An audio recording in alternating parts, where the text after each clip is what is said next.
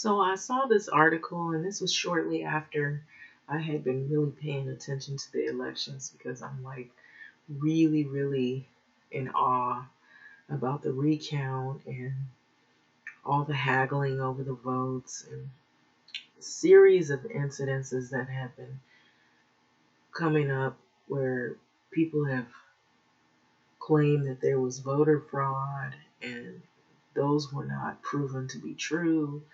And then there has been some incidences of people that have been protesting, even here in downtown of Los Angeles.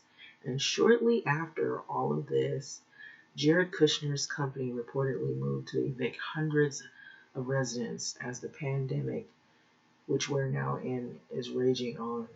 And so this does not come as a surprise to me. Um, Being it so that there's so much going on right now with this election, and it's sort of a situation where it's a nail biting election where everybody is trying to be calm and patient and wait for the call of the final results. And so there's also legal challenges that are ramped up behind Trump and the voting. And so there's been a whole bunch of articles that have cropped up all over the place having to do with the recounting, and it just seems like a lot of haggling. I feel honestly that people are not prepared for a change, and they are used to something being the way they always want it to be. And when they learn that things are not always going to be the way that they want it to be, it comes as to a surprise to them. So this article of Jared Kushner came up right away, and this is by Mary Pappenfuss. And so this is a Huffington Post Trends reporter. And so I'm not going to play any videos or anything, but this is about the management company that Donald Trump's son-in-law is supposedly, he says, an apartment management company that is co-owned by White House senior advisor Jared Kushner, who has taken action in court to evict hundreds of tenants whose finances have taken a hit to COVID-19, the Washington Post reported. This was on a Thursday, so it's called Westminster Management, has moved against largely low and middle income tenants in the Baltimore area, many of them being black, whose apartments are managed by the company, according to the Post. So, state moratorium protects tenants against eviction as people struggle with loss of jobs during this pandemic. Federal moratorium for government-supported housing, which includes some run by Westminster, also refers tenants protections during the crises.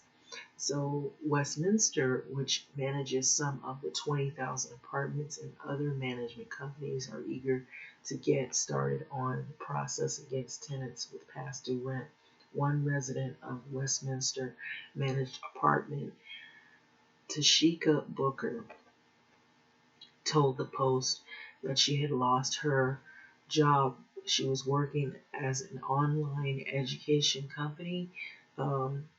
Someone who works at this particular company, but because of this pandemic, she is now without a job. So she has been struggling to pay her rent. So she seeks other work in the meantime. So Westminster, part of the Kushner family, Kushner, COS, or its company, said in a statement that Westminster's actions are fully compliant with the state and federal eviction ban. So Jared Kushner said that he had gave up managing Kushner company when his father-in-law, President Donald Trump, made him a senior White House advisor, but he maintained his ownership in the company.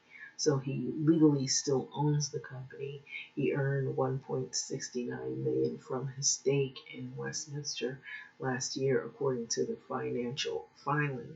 Westminster is currently fighting a lawsuit by Maryland Attorney General Brian Frosh, which accuses the company of violating are the violations that are concerning that tax on fees and poor housing conditions as well. So this is Brian Frosh on Twitter. We allege this company cheated tenants before and during and after their tenancy, violating the Consumer Protection Act thousands of times.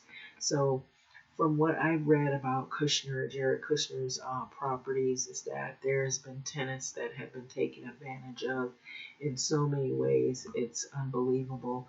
The conditions are really poor. There is basically talk of mice, infestation of mice, and whatever other vermin. I believe maggots, leaking, and there's even a documentary on Netflix that talks about the Kushner properties, and so you can actually see what goes on in these properties. So months before the suit was filed, Trump slammed the Baltimore congressional district represented by the late Democratic Republican Elijah Cummings. And so as the sting, as they basically Trump, he says it was disgusting and a rodent and rat infested mess. So Kushner Properties is in that area at the time, but had also racked up hundreds of building code violations. An earlier lawsuit described one Kushner apartment as having a leaky bedroom ceiling, maggots in the living room carpet, and raw sewage spewing from the kitchen sink. And so Kushner-owned company fined as negligent property owner in Baltimore County. And so as the suit filed by what is called Frosh, Kushner company managers have denied charges and claims that the court action is politically motivated. So Jared Kushner last month dismissively blamed Black Americans for their hardships. In his statement, he was saying that they must want to be successful. So Jared Kushner on the Black community, President Trump's policies are the policies that can help people break out of the problems that they're complaining about, but he can't want them to be successful more than they want to be successful themselves, basically, is what he was saying. So I guess he's pictured on a video. And so this article is really short, has a video attached. I'm not going to play it. You can play it when you want to, but this is Jared Kushner right here. So he is still, even though he doesn't manage his properties, he still owns those properties. His name is still attached to it. And so he still has a stake in those properties. And so he supposedly, after the moratorium is lifted, but I've heard even during the moratorium, there have been landlords that have been trying to evict, and some of them have been successful trying to evict tenants. There's also been a whole bunch of different things that have taken place. Some places have already lifted, some states, some cities and towns have already lifted their moratorium. Some have extended their moratorium until the end of the year. I believe in California, correct me if I'm wrong, in LA counties particularly, the moratorium goes till the end of the year. I don't know that it would go and spill over into next year. I believe it's just all the way till the end of December. But once people are made aware of the legal actions that could be taken, they're supposed to talk to their landlords and work out some kind of communication or a line of communication so that they can better suit their need, if they are going to pay partial rent or if they're going to get help from some other source of income. That has to be worked out with the landlord and the tenant. And so tenants have rights. They do have rights. And so according to some of the things that I've seen, in the documentary,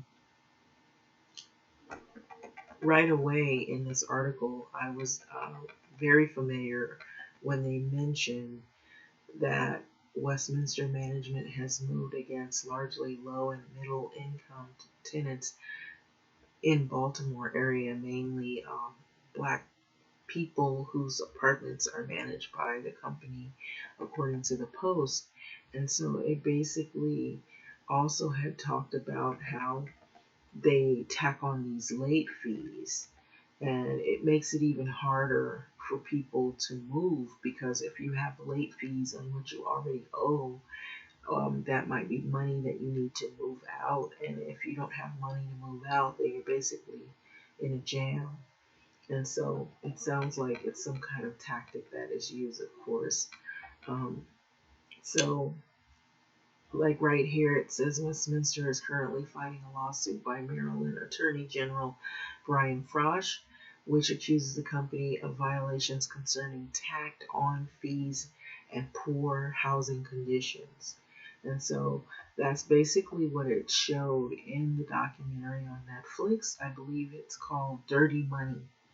And so it just doesn't just only show the Jared Kushner properties, but it shows other companies and other people and other scenarios, other incidences where people have been taken advantage of, or there have been some corruption, where it involved money, bribery, maybe people just not really respecting people's rights um, as a tenant.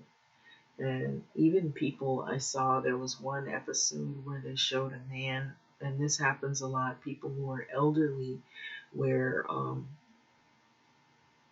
people will call the elderly people who have homes and try to figure out how to take their home away from them, because they know they might have maybe um, dementia, or they might forget things, or they might assume that they want something, or somebody's coming to fix their home, when they're actually trying to get them to sign their home away, and then they end up losing their home, everything they invested in their home.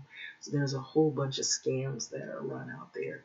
And Jared Kushner's properties, it was sad, because I think there was a scene where they showed apartments that were mice infested, mice running everywhere. And so it's weird that Donald Trump would say all these things when his very son-in-law is the owner of those properties. And so didn't look like they did much to clean everything up. It looked like people had to keep complaining and complaining. And then they showed a woman on the episode when they were talking about the Kushner properties, that she had been tacked on late fees. And they were trying to basically bully her out of the building, the apartment building she stayed in. And she happened to be an African American woman. It was sad, but she said she didn't know what she was going to do. She had to actually hire somebody to help her so she could figure a way out of there. Her whole thing was to move out of the apartment that she was in, and she had paid him, but apparently there was late fees and some other um, fees that his property company had tacked on, and it made life a lot more complicated for her until she was able to find some way to get a reprieve. So, having said that, I have been off here for a while because I've been really focusing on the election and focusing on, what's going on. It seems like a lot has been going on for a while. And so it's a nail biting election for sure. It's like you're waiting to hear the final results, or if anything has changed, or what's going on in the world. It's like, hey, I want to know. And so I've really been focused on it, so I hadn't really made any of the videos. But when I saw this one come out, this article, I was thinking, yeah, I'm not surprised. It's right at a point where they're not really, well, from what I heard more recently, is that it didn't look like Trump was doing very well in terms of the voting count. and that he was getting upset, and he was considering hiring lawyers and even filing lawsuits. And I've seen a lot of that, and some of those lawsuits were tossed out by judges.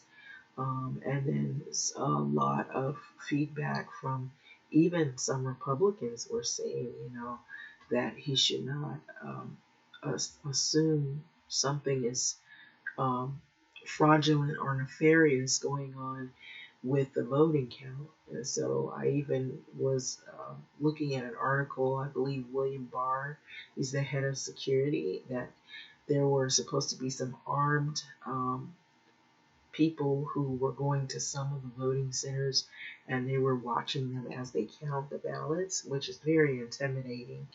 Um, so all we can do is just wait and see what happens. I have never seen anything like this so intense in my life. But I noticed that in the downtown of Los Angeles, there has been some slow simmering of anger and frustration all in one full swoop, because there's been some what they say to be unlawful assemblies that have gone on, I think, a couple of nights in a row, where people gather downtown. So everywhere I've driven so far, like even in the Venice area, downtown Los Angeles area, there's parts of LA where certain stores have been boarded up completely, and they only leave a certain openings so that they can continue their business by day and open one door. But when they close and lock everything up, it's all boarded up as if it was abandoned, and it isn't. It's boarded up in case there's some type of election riot, because we've had the Laker riot downtown, we had the Dodger riot. I'm gonna say like riot, even though they weren't upset, they were supposedly happy the Lakers won and the Dodgers won, but people were still so emotional that they went downtown. I don't know why downtown in Los Angeles, downtown seems to be the place where I guess people gather and they just kind of let all of their emotions out. I don't know what it is. Maybe it's just because there's such open space, and it's not primarily, they wouldn't assume that downtown has many residential areas, but it does. It's just that people live in the high rise apartments and lofts. And so maybe to some people they think they're just office buildings, but a lot of the buildings have been refurbished or they've been revamped, and they're now either penthouses, condominiums, or they're apartments that are high-rise apartments in downtown LA. And they can hear and see people gathering through the window. They can hear, I'm sure, but there have been many law enforcement officers that had been basically monitoring the downtown and any place that they feel people would gather in large numbers. And it seems to be downtown LA seems to get the largest numbers of people that gather together when there's high profile events. So having said that, I'm gonna let this video go, but it's just all we can do is just wait. It just seems so intense, but now this is sad because here we have the pandemic. The numbers in LA County have started to rise again. I think because people are like just exhausted with all of this. And it's sad, but even though we're exhausted, we have to really consider our health, our family's health and well-being. But I guess people don't really still believe that they can get sick. Maybe they think that they're made of some kind of super abilities where they don't somehow contract it, but there's been high numbers of people in LA County now starting to come in contact with the virus. Um, I guess the good thing about it is that we're closer to the end of the year, and then hopefully we'll be closer to a vaccine. I was also seeing an article as well saying that the first people to receive the vaccine are going to be health workers and nurses and doctors and what people who work closely with COVID patients are the first that are going to receive the vaccines. And then thereafter, they go on down the list. Probably it'll be after the nurses and doctors and physicians, it will be like maybe essential workers, people, maybe city workers and people they and then essential workers, people they feel that are doing um, jobs for the public, you know. Um, so with this, eviction moratoriums are starting to come to a close eventually, and I think the anxiety with all of that is on. And so by hearing this right here, that hundreds might be evicted, this just adds more fuel to the fire of frustration. And so that also applies to not just in Baltimore, but here in LA County, there's going to be large numbers, swaths of people that may possibly end up looking at a situation similar to the Kushner properties, being evicted for whatever the reasons be. I wanted to add in here that I recently traveled down Venice Boulevard here in Los Angeles. Um, you can travel down Venice Boulevard. It's as if you're going to Venice Beach. Oh my goodness. The homelessness is just out of control. It never looked like what I have seen. Freeways look like tent cities in the area when you're headed to Venice Beach. It is so sad. They even had to put up like a fence. I think the city did it because there were so many homeless tents. They were under the freeway overpass. I said underpass, but it's just a lot of homelessness. And like as you're going back down Venice Boulevard and you're headed towards, I believe it's La Cienega, if I'm not mistaken. It may be La Cienega or La Brea. You're in between there. You'll see on the divider, like there's the apartments, there's homes, and then there's like people parked, and then there's like a boulevard, sort of like it cuts off. It's like all this sidewalk, which is divider to the main boulevard. A row on down the row of Venice. After you come from that, a freeway of homeless encampments, then you see a row of tents just lined all up and down Venice. It is so sad. So sad. It's like you thought it was just, basically in one area of downtown in Skid Row. Skid Row literally has exploded in LA County. It's so sad. And, sometimes they'll say they've cleaned up things, but they haven't actually cleaned up everything. I don't think that everybody that's homeless, is going to do the, you know, they're going to get into a hotel or they're going to get an apartment. Look at there are people that are going to be newly homeless. And so seeing this, what's happening in Baltimore, is happening here in LA County as well, where there's going to be a lot of foreclosures. I'm hearing that as well, that could come down the pike. Foreclosures, evictions alike. It's going to be crazy. And so I was reading, they say we're in a recession, and it's all due to the pandemic and all the things that have transpired throughout this pandemic, coming from the economy woes, the shutdown of a lot of businesses, and then businesses that are struggling to keep their doors open even. And so it just seems really sad. And I guess people have had enough and they want change. They want something done about this. And so to hear that the virus is going away, the numbers are actually going up. So here in LA County, the numbers are just really starting to, they're not even doubling, they're tripling. So it's scary. It's like you're not only putting on your mask, but you're looking around you. It's like, okay, who might be infected? There are some schools that are open, but they're only taking a certain number of kids. Um, and then they have kids on what is it called, virtual learning, where they're on the computer and they meet with the teacher on through Zoom, educational, I believe. Um, and so that's where we're at. And this does not come as a surprise to me.